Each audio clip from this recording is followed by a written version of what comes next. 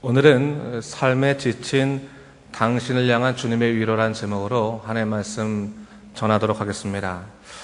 저는 지난 3주 동안 누가복음 15장의 비유들을 통해서 우리를 향하신 하나님의 마음에 관해서 말씀드렸습니다. 오늘은 그 마지막 시간으로 이런 드라크마의 비유를 통해서 우리를 향한 아버지의 마음, 특별히 삶에 지친 당신의 자녀들을 향한 주님의 위로에 관해서 살펴보고자 합니다. 우리가 이미 살펴봤지만 누가복음 15장의 비유들은 전부 잃어버린 것들에 관한 비유입니다. 그런데 이 비유의 목적은 잃어버렸다고 하는 고통의 현실을 말하고자 하는 것이 아닙니다. 그것보다는 비록 잃어버렸지만 반드시 그 잃어버린 자들을 되찾겠다고 하시는 하나님의 의지가 드러나고 있다, 그렇게 볼 수 있습니다. 오늘 본문의 말씀도 그러한 의미에서 일맥상통하는데, 본문을 보면 한 여인이 10드라크마의 은전을 가지고 있었습니다. 당시 드라크마는 노동자들의 하루 품삯에 해당되는 돈인데, 이 여인은 약 은전 10립을 가지고 있었습니다. 그런데 어떤 이유인지 몰라도 그녀가 한 드라크마를 잃어버리게 됩니다. 그러자 그녀가 밤새도록 등을 켜고 이 잃어버린 은전을 찾기 위해서 집을 산샅샅이 뒤지게 됩니다. 그리고 마침내 그 잃어버린 드라크마를 찾게 되었는데, 너무나 기쁜 나머지 친구와 이웃을 불러서 잔치를 벌이게 됩니다. 잃어버린 은전을 되찾았다고 하는 이유 때문입니다. 자, 오늘 본문의 이런 은전의 비유도 다른 비유처럼 여전히 상식적으로 이해되지 않는 부분들이 있습니다. 바로 잃어버린 드라크마를 찾았다고 해서 주위 사람들을 불러서 그 값어치보다 몇 배가 더 하는 큰 비용을 지불해 가면서 이 잔치를 벌이는 것은 상식적으로 이해가 되지 않습니다. 물론 누가복음 15장의 다른 비유들도 이해되지 않는 부분들이 있습니다. 하지만 오늘 이 잃어버린 드라크마의 비유가 더 이해되지 않는 것은 이런 양이나 잃어버린 아들에게는 생명이라는 것이 있는데, 또 각별히 애착이 갈 수 있는 여지들이 있는 것 같은데, 이 은전, 이 드라크마는 그렇지 않은 것 같거든요. 좀 이해가 되지 않은 것도 같습니다. 그런데 오늘 본문을 당시 문화적인 상황에서 좀 살펴본다면 좀 다른 부분을 발견할 수 있습니다. 본문에서 설명되고 있지는 않지만 당시 이스라엘에는요, 남편이 아내를 맞아들일 때 여자에 대한 자신의 사랑의 증표로 드라크마 10개를 한 줄로 이렇게 꿰어주는 그 관례가 있었다고 합니다. 이게 결혼 지참금으로 쓰이기도 하고 사랑의 증표로 사용되기도 합니다. 그리고 그 여인은 이 10드라크마를 소중히 보관하면서 결혼식 때까지 기다리는 겁니다. 그런데 만일 실수로 인해서 한 드라크마라도 잃어버리게 되면 남편에 대한 불경의 의미로 이혼을 당할 수도 있다. 이 결혼이 파혼이 된다. 이런 것도 당할 수 있습니다. 그러기에 이 드라크마는 겉으로 보기에는 그저 은전 한 입이었을지 모르지만 이 여인에게는 다른 어떤 것과도 바꿀 수 없는 소중한 것이었다는 사실을 우리가 알 수 있는 겁니다. 그런 의미에서 이 여인이 한 드라크마를 찾기 위해서 밤새도록 집을 뒤졌다, 집을 쓸며 찾는다라는 것이 이해가 될 수 있습니다. 자, 오늘 우리가 이 드라크마를 보면서도요, 인생에 대한 좋은 교훈을 얻을 수 있습니다. 비록 다른 사람들 보기에는 은전 한 입일지 몰라도 이 여인에게 한 드라크마라고 하는 것은 다른 무엇과도 바꿀 수 없는 아주 소중한 소유였다라는 사실을 성경은 우리에게 가르치고 있는 것입니다. 하나님 보시기에 우리 인생이 그럴 것 같아요. 다른 사람들 보기에는 그저 한 드라크마처럼 보이는 연약한 인생일지 모르지만 하나님에게 여러분들 한 명 한 명들은 세상의 어느 것과도 바꿀 수 없는 귀한 소유임을 우리가 잊지 말아야 됩니다. 제가 이번에 설교를 준비하면서요, 우리 인생이 참 드라크마와 비슷하다라는 생각을 좀 해봤습니다. 부지런히 사용되는 것 같아요. 근데 그 자체로는 생명력이 하나도 없는 마치 죽은 존재와 비슷하다 생각이 드는 거예요. 여러분 동전을 보세요. 우리가 돈을 열심히 사용하지 않습니까? 근데 그 자체는 죽은 것과 다를 바 없이 생명력이 없어요. 제가 교인들과 대화하다 보면요, 가장 많이 듣는 말 중에 하나가 피곤합니다, 지쳤습니다, 그런 말을 참 많이 하는 것 같아요. 여러분도 한번 돌아보세요. 내가 하루를 지내면서 어떠한 말을 가장 많이 하는지를 좀 생각해 볼 필요가 있습니다. 저도 잘 인식하지 못했는데 참 자주 하는 말 중에 하나가 야, 정말 피곤하네, 힘드네, 그런 말들을 습관적으로 하는 게 좀 있는 것 같아요. 심리학에서요, 셀프 토크라는 말이 있습니다. 이 셀프 토크라는 말은 사람이 의식적으로든 무의식적으로든 끊임없이 자기 자신에게 말을 거는 현상을 의미하는 겁니다. 예를 들어서 어려운 일 앞에서 우리가 보통 이런 말을 하지 않습니까? 야, 이거 좀 잘 해볼까? 자, 한번 해보자. 화이팅! 이렇게 하지 않습니까? 누구에게 하는 겁니까? 자기 자신에게 지금 말을 거는 거예요. 이게 셀프 토크입니다. 그런데 이 셀프 토크가 실제로 보면요, 긍정적인 말보다는 부정적인 말들이 훨씬 더 많은 것을 보게 됩니다. 스스로를 격려하고 칭찬하기보다는 오히려 야단치고 책망하는 경우들이 더 많다는 것입니다. 그래서 뭐 조그마한 실수만 하기만 하면 뭐 우리가 뭐 자기한테 꿀밤은 때리진 않지만 뭐 야 이 바보야, 또냐, 멍청하게, 그러니까 다른 사람들이 너를 얕보지 않냐 그러면서 스스로를 자꾸 책망하지 않습니까? 그러면서 다른 사람들보다도 앞서서 자기를 책망하는 일들이 우리에게 있다는 거예요. 그러면서 여러분 어떤 일이 생기냐면 자기 비하의 감정이 생깁니다. 자기 비하를 자꾸 하게 되면 자기가 위축될 수 있어요. 피곤하다, 삶에 지쳤다는 말도 마찬가지입니다. 어려운 상황 앞에서 끊임없이 그러게 스스로 야, 큰일 났다, 끝났다, 이제 못하겠다라고 하는 회의적인 말을 하다 보면 어느 순간에 자연스럽게 삶에 대해서 흥미를 잃어버리게 되는 것입니다. 여러분, 오늘 우리가요, 이 삶에 대해서 회의감이나 지극한 피로감을 호소할 때 어떤 경우들이 많은 것 같습니까? 대부분 자기의 능력의 한계를 느끼거나 스스로에 대해서 실망할 때가 적지 않은 것 같아요. 그럴 때 경험할 때 그런 말을 합니다. 그때 참 자신이 미워지고 싫어지지요. 그러면서 완전히 삶에 지쳐버린 자기 자신을 발견하게 되는 것입니다. 그런데 여러분, 그런 경우가 위험해요. 왜냐하면 쉴 수는 없잖아요. 일은 여전히 해야 되잖아요. 그래서 쉴 수 없기 때문에 일은 여전히 하고 있는데 생명력은 잃어버리는 거예요. 몸은 그저 반사적으로 일하고 있는데 마음속에 기쁨도 없고 소망이 없는 거예요. 신앙생활 한다고 교회는 다니는데 영적인 기대가 없고 내 마음 중심에 하나님이 계시지도 않은 것 같아요. 마치 길을 잃어버린 것 같은 느낌을 경험할 때가 있습니다. 여러분, 이런 경우를 조심해야 되는 거예요. 사람이 자기 한계를 맞이하게 되면요, 현실적으로 자기 자신을 객관적으로 보기는 하는데 문제는 자신의 가능성들도 다 가로막고 부정적으로 스스로를 책망하는 일이 많이 생깁니다.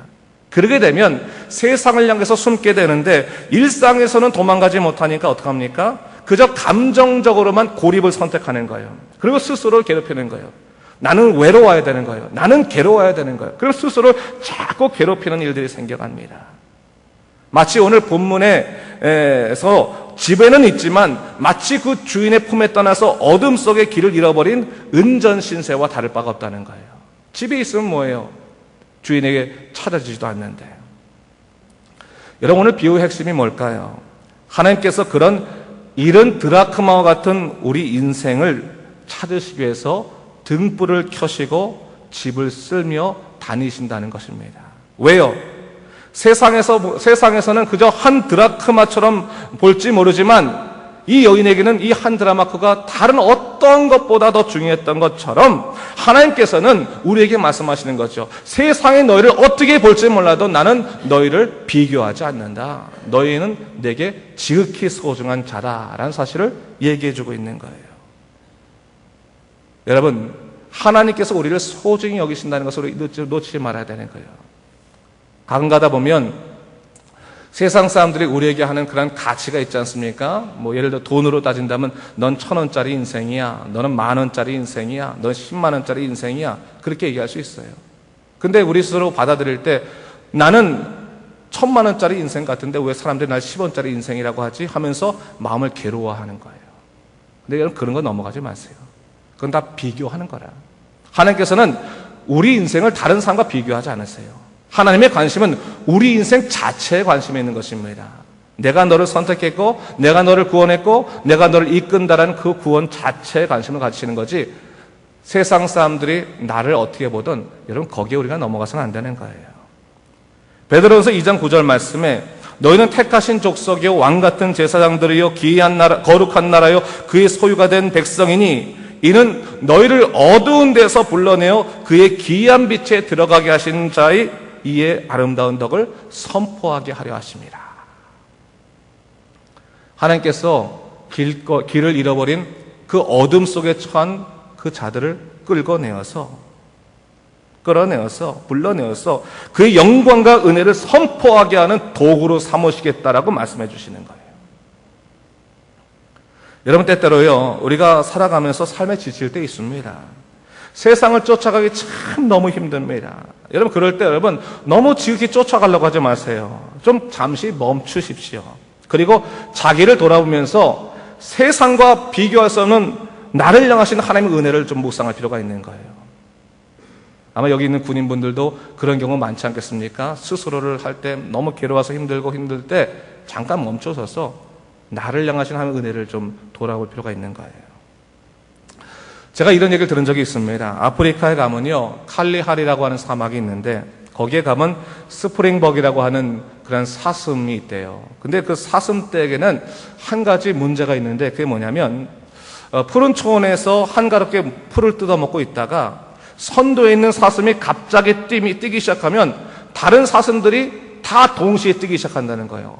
왜 뛰는지도 모른 채 맹목적으로 아주 최고의 그 속도를 내면서 뛰게 된다고 합니다. 근데 갑작스럽게 앞에 절벽이 나타나면 앞에 있는 사슴이 놀라서 쓰려고 할 거 아니에요? 쓰려고 하는데 너무 빨리 뛰었기 때문에 쓰지도 못하고 또 쓰려고 해도 뒤에 있는 그 사슴들이 계속 달려오니까 어떻게 됩니까?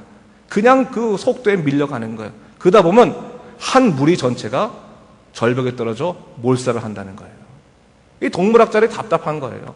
스스로 조금만이라도 판단할 수 있었으면 죽지 않았을 텐데 누군가 하나 뛰기 시작하면 다 뛰니까 자칫 잘못하면 죽을 수 있는 확률이 높은 거예요. 어떻게 보면 여러분, 우리 인생도 다를 바 없습니다. 누군가가 갑자기 앞에서 뛰어가기 시작하면 마음의 불안감이 생기잖아요. 그러니까 우리가 뭔가를 좀 해야 되는 거예요. 다른 사람이 뭔가 새로운 거 시작하면 야, 큰일 났다. 내가 망하겠네. 나도 좀 뛰어야겠다. 무조건 함께 뛰기 시작하는 거예요. 왜 뛰는지도 모른 채 남들 뛰니까 나도 뛰어야 된다고 하면서 열심히 뛰어다니는 거예요. 목적도 없이 이유도 명확히 모른 채 무한 질주하는 인생이 되어버렸어요. 근데 여러분, 자칫 잘못하면 감당할 수 없는 비극도 맞이할 수도 있다는 사실입니다. 생명력은 없는 채 사용만 되고 있는 드라마와 같은 인생이 되어버려서는 안 되는 거예요. 잠시 멈춰서서 내가 누군가, 지금 내가 이 순간에 어떠한 인생을 살아갈 것인가를 다시 한번 돌아볼 수 있는 것이 중요하다는 사실입니다. 오늘 본문을 보니까요, 이 여인이 잃어버린 드라크마를 찾고 나서 잔치를 벌이는 것을 볼 수 있습니다. 어둠 속에서 잃어버렸던 이 은전을 되찾은 것, 그 자체가 이 여인에게는 너무나 큰 행복이었어요. 왜 그렇습니까? 이 잃어버린 은전을 찾아야지만 자기가 그렇게 소망하던 목적이 달성되기 때문에 그렇거든요. 이 본문의 잔치는요, 단지 이 여인의 벗과 이웃에게만 향한 초청이 아닙니다. 오늘날 복음의 기쁨 속에 들어와야 될 우리 모두를 향한 초청이라는 것을 우리가 잊지 말아야 되는 거예요. 만일요, 이 여인이 잔치를 여는데 그 잔치 이유를 알려주지 않고 친구들과 이웃을 초대했다면 아마 사람들은 멍하니 그곳에 있었을지도 몰라요. 또 별다른 이유 없이 내가 한 드라크마를 찾았는데 내가 잔치하겠다라고 말하면 사람들이 말할 때 뭐 좀 정신이 이상한 거 아니야? 왜 이상한 생각을 해? 그렇게 말했을지도 몰라요. 근데 오늘 본문에서 벗과 이웃이 함께 그 여인과 더불어 즐길 수 있었던 그 이유는 바로 이 여인이 잔치를 벌일 수밖에 없었던 그 분명한 목적들을 그 친구들과 이웃들도 다 공감하고 있었기 때문에 그렇습니다. 잔치의 목적이 분명하기 때문에 기쁨을 누릴 수 있었다는 것이죠. 여러분, 오늘날 우리도 마찬가지입니다. 좀 목적이 중요한 거예요. 때때로 우리가 열심히 일합니다. 여러분, 왜 우리가 열심히 일해야 되는지를 좀 생각해 볼 필요가 있어요. 돈을 많이 벌고 성공하는 것, 그건 절대로 잘못된 것 아닙니다. 그런데 내가 왜 돈을 벌고 성공을 해야 되는지를 좀 진지하게 생각해 볼 필요가 있습니다. 대부분의 사람들에게 물어보면요, 우리가 열심히 일하는 이유에 대해서 말하기를 행복하기 위해서 그렇게 열심히 일한다고 말해요. 근데 여러분, 확실히 아셔야 할 게 뭐냐면 행복이라는 것도 일상에서 내가 누릴 수 있는 삶의 습관이라는 것을 좀 알아야 되는 거예요. 다른 말로 해서 내가 오늘을 행복할 수 있을 때 내일도 행복할 수 있는 것이지, 오늘을 기쁘게 살아가지 못하면서 내일 무조건 기쁘게 살아갈 것이라고 생각하면 여러분 그것도 어떻게 보면 희망사항일 수도 있습니다. 매 순간 여러분 우리가 입에서부터 야 재미없다, 이 인생 정말 싫다, 삶에 지쳤다, 피곤하다 말하면서 내가 나중에 돈만 열심히 벌고 나면 나중에 성공하고 나면 나는 행복할 수 있을 것이라고 생각하는 것은 어떻게 보면 여러분 잘못된 기대일지도 몰라요. 오늘 바로 그런 의미에서 하나님께서 오늘날 우리가 누릴 수 있는 기쁨의 잔치를 초대하고 계신 거예요. 세상에 지친 사람들에게 진정한 기쁨의 잔치 가운데 나오라. 오늘 너희가 행복을 찾아라, 기쁨을 찾아라. 그 잔치 안에 너희가 들어가야 된다는 것을 얘기하고 있는 거예요. 바로 복음의 잔치, 예수 그리스도의 세계 안에 들어올 것을 얘기하고 계신 것입니다. 마태복음 11장 28절 말씀에 주님께서 이렇게 말씀하십니다. 수고하고 무거운 짐진 자들아 다 내게로 오라. 내가 너희를 쉬게 하리라. 진정한 쉼의 자리, 기쁨의 자리, 회복의 자리, 능력의 자리, 그 자리 중심에서인 예수님께 나오라 말씀하고 계신 거예요. 오늘 본문에서 한 여인이 잃어버린 은전을 찾았을 때 기쁨의 잔치를 벌인 그 마음 속에서 우리가 하나님의 마음을 깨달아야 돼요.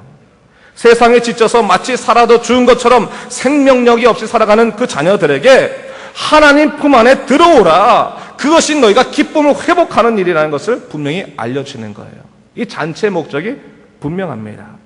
죽을 수밖에 없었던 자들이 주님께 돌아와서 새로운 생명의 삶을 살게 되는 것. 오늘 10절 말씀에 이걸 이렇게 말하고 있어요. 내가 너희에게 이르노니 이와 같이 죄인 한 사람이 회개하면 하나님의 사들 앞에서 기쁨이 되느니라. 큰 기쁨의 잔치가 있다는 거예요. 죄인 하나가 회개하는 그 복음의 역사가 이 세상의 어떠한 기쁨보다 큰 것이며 하나님의 기쁨이 곧 너희의 기쁨이 될 것이다 라는 것을 얘기해주고 있는 거예요. 그리고 하나님께서는 여러분 한 명 한 명을 소중히 여기시는 것입니다. 다른 어떤 것과도 비교하지 않으시고 여러분 자체를 소중히 여기시고 여러분을 통해서 일을 하기를 원하신다는 사실입니다. 여러분 오늘날 우리가요 생명력이 없는 바쁜 인생을 살 것인가 아니면 영원한 약속이 있는 복음의 인생을 살 것인가를 좀 결정할 필요가 있습니다. 내가 닥친 일이 아무리 긴급하고 바쁘다 할지라도 하나님께서 나를 부르시고 나를 통해서 이루시는 그 놀라운 사랑의 초청이 있다고 한다면 우리가 절대로 그것을 포기해서는 안 되는 것입니다. 오늘 저희 교회 우리 해군 소냥 전단 신우회들이 오셨잖아요. 장병들과 우리 사관 생도들이 오셨는데 제가 환영합니다. 그런데 제가 금요일 날 우리 발바로에서에 갔어요. 가서 담당 소령님하고 좀 대화를 했습니다. 저희가 처음에 교회에 그 버스를 하나 대절해서 보내겠습니다 라고 했어요. 버스가 한 40명이 되지 않습니까? 그랬더니 이분들이 고민이신 거지. 사실 여긴 다 계시지만 40명이니까 누구는 오고 누구는 안 올 수 없잖아요. 그래서 제가 대화를 하는데 그 소령님이 저에게 저기 계신데 저한테 그런 얘기를 하시더라고요. 아침에도 이제 신호위원들이 와서 얘기했다는, 장병들이 와서 얘기한다는 거예요. 40명이면 우리가 62명이 가기로 했는데 그럼 누구는 가고 누구는 자릅니까? 이렇게 얘기하더라는 거예요. 그러니까 그리고 소령님이 말하기를 염려하지 마라. 내가 일반 버스를 태워서라도 내가 끝까지 너희를 데려가마. 그 얘기를 듣는데 제 가슴이 짠하잖아요. 막 찔리잖아요. 마음이. 야, 그러면 우리가 차를 빌려서라도 다 와야지. 이 잔치에 다 와야지. 누구는 오고 누구는 안 오냐 하면서 왔더니 오늘 아침에 얘기하니까 75명이 왔다 그러는데 맞아요? 더 많이 오셔서 감사합니다. 근데 여러분, 제가 여러분들에게, 우리 교인들에게도 말하는 거죠. 여러분들에게 말하는 것은 칠레라는 말이 인디오 말로 땅끝이라는 표현이 있어요. 땅끝. 한국의 입장으로 봤을 때 여러분이 이 교회에서 예배 드리시는 것은 한국에서 제일 멀리 있는 한인교회에서 지금 예배 드리고 있는 거죠. 가장 멀리 있는 것입니다. 가장 멀리 있는 것이고, 그래서 저는 우리 교인들한테 땅끝 교회라고 이름을 붙입니다. 여러분, 땅끝 교회 오신 것을 환영합니다. 근데 제가 여러분들한테 좀 묻고 싶은 게 뭐냐면, 땅끝 하면 뭐 생각나세요? 땅끝? 끝자리 아니겠죠? 그죠? 여러분들의 삶의 한국을 중심으로 본다면 땅끝은 가장자리처럼 여겨져요. 때때로 우리 인생을 살아갈 때 땅끝같이 여겨지는 삶이 있어요. 땅끝같이 여겨지는 삶. 가장자리에 내가 밀려나 있다. 내가 뭘 해도 안 된다. 내가 왜 이 가장자리에 놓였을까라는 것 때문에 고민하시는 분들이 실제로 많이 있습니다. 근데 여러분, 그 가장자리를 중심자리로 바꾸는 방법이 하나 있습니다. 그것이 뭐냐면 바로 복음의 사람이 되는 것입니다. 여러분, 중심자리에 있을 때 행복해요? 행복하지 않아요? 좀 말 좀 해보세요. 행복하지 않으세요? 군인이야, 군인. 행복하죠. 근데 가장자리에 있으면 행복하지 않아요. 근데 여러분, 그 행복할 때 우리가 말할 때, 야, 내가 여기 있고 싶어 말하니까 거기를 뭐라고 말하냐면 복음자리다. 복음자리. 정말로 좋다. 복음자리다. 근데 여러분, 그 가장자리에 있다 할지라도 복음을 받아들이면, 예수의 복음을 받아들이면 그 복음의 자리는 복음자리가 될 것이고, 그렇죠? 그 복음자리는 뭐가 돼요? 복음자리가 되는 거예요. 복음자리. 다른 것에서 큰 행복이 있는 것이 아닙니다. 제가 우리 소령님한테 듣기는 1025명부터 출발해가지고 지금 75명까지 간 거로 제가 얘기 들었는데, 아마 그 중에서 한 번도 예수가 누군지 모르면서 교회에 간다니까 한번 나도 따라가 보자 해서 오신 분들도 분명히 여기 계실 것입니다. 근데 여러분 한 명 한 명들은 하나님께서 부르신 귀한 지체라는 것을 잊지 말아야 되는 거예요. 때론 살아갈 때, 야, 왜 나는 정말 고귀한 사람이 왜 다른 사람이 날 10원짜리를 보지? 날 1000원짜리를 보지? 날 2000원짜리를 보지? 그러면서 속상해 할 때 있겠지만, 여러분 그것 때문에 넘어가지 마세요. 속상할 것이 아니에요. 여러분들은 복음의 사람이기 때문에 여러분이 있는 그 자리가 중심의 자리고 복음 자리고 복음의 자리인 것입니다. 믿으십니까, 여러분? 네, 역시 군인이에요. 여기서는 왜 한마디도 안 해요? 믿으세요, 여러분? 그래요. 일반인이에요. 여러분, 우리가 하나님의 그 크신 계획을 놓치지 말아야 되는 거예요. 아무리 살아갈 때 때로는 힘들고 어려워서 나는 왜 가장자리에 밀려 있을까? 왜 나는 어둠 속에 길을 헤매고 있을까? 왜 나는 부지런히 일은 하는데 내 마음에 기쁨이 없을까라고 하는 고민을 가질 때도 있을 것입니다. 그러나 여러분, 하나님께서는 여러분을 향한 지극한 관심을 가지고 여러분을 찾으십니다. 여러분 스스로가 여러분의 인생을 버리고자 할 때조차도 하나님께서는 여러분을 관심 있게 보시고 여러분을 찾으신다는 것을 잊지 말아야 되는 거예요. 여러분이 마음의 상에서 어둠 속에 숨어 있을 때조차도 하나님께서는 그 어둠 속에서 등불을 켜시며 샅샅이 찾아다니시는 분이시라는 것을 잊지 말아야 되는 거예요. 그 고귀한 구원의 백성인 것을 잊지 않는 것이 중요합니다. 혹시나 자신의 능력이나 형편으로 인해서 고민하고 있습니까? 그 고민을 그치고 살아있는 예수의 십자가 앞에 나오십시오. 그 십자가 안에서 여러분들이 회복되고 하나님의 놀라우신 역사가 있는 것을 깨닫게 될 것입니다. 제가 우리 교인들한테는 설교 때 한번 얘기하던 건데요. 제가 여러분들, 우리 해군 여러분들 오셨으니까 한마디 할게요. 힘들 때 여러분의 고민거리를 묵상하지 마세요. 여러분들이 막 힘들 때 여러분을 괴롭히는 상관도 이런 말 하면 안 되잖아요, 여기서는. 그렇죠? 여러분 괴롭히는 사람이 있을 수도 있고 또 여러 가지 일도 있을 수 있고 그럴 수 있는데, 그 고민거리를 묵상하기 시작하면 정답이 안 나와요. 고민거리를. 왜? 그러면 점점 더 열을 받는 거라 점점 더 화가 나는 거예요. 점점 화가 나면 여러분을 괴롭히는 사람이 딴 데로 갔다고 해서 문제가 해결될 것 같죠? 절대로 그렇지 않아요.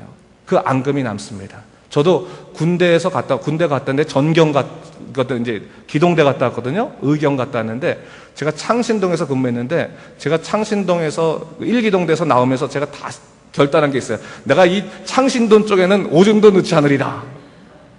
그랬는데 여러분, 그게 다 앙금이 남는 거예요. 예수의 십자가를 묵상하십시오. 제가 이거는 복음으로 알려드리는 거예요.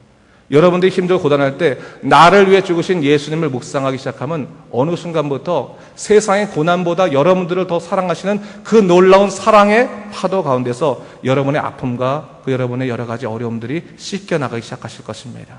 그 방법들을 여러분이 얻어야 되는 거예요. 여기 계신 분들 혹시나 교회 한번 나와볼까 하면서 나오신 분들 있다면, 여러분 여기 있는 누구나 마찬가지예요. 예수님을 붙잡을 수 있는 절호의 찬스입니다. 예수님을 붙잡으십시오. 예수님 안에서 여러분의 그 마음속 깊은 곳에까지 있는 그 상처와 고통과 쓴물들이 다 치유되고 새로운 인생을 살아가게 될 것입니다. 다시 한번 예수의 능력 가운데 살아간 여러분 되시길, 여러분을 찾으시는 하나님의 그 부르심에 응답하신 여러분 되시길 주님의 이름으로 축원합니다. 기도하겠습니다. 주 하나님 아버지 감사합니다. 하나님이 사랑하는 믿음의 사람들이 함께 모였습니다. 특별히 오늘은 우리 해군, 우리 장병 또 사관생들을 함께 모였습니다.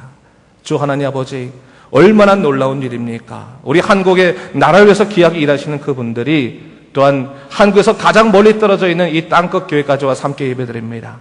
분명히 의미가 있다고 생각합니다. 주 하나님 아버지, 여기서 들은 그 복음을 놓치지 않게 하여 주시옵소서. 예수의 능력 가운데 십자가 안에 그 인생이 달라지고 온전히 새로운 삶을 살아갈 수 있는 믿음의 사람이 될 수 있도록 인도하여 주시옵소서. 성령으로 주관하시고 함께 하시며 싸우며 예수님 이름으로 기도드립니다. 아멘.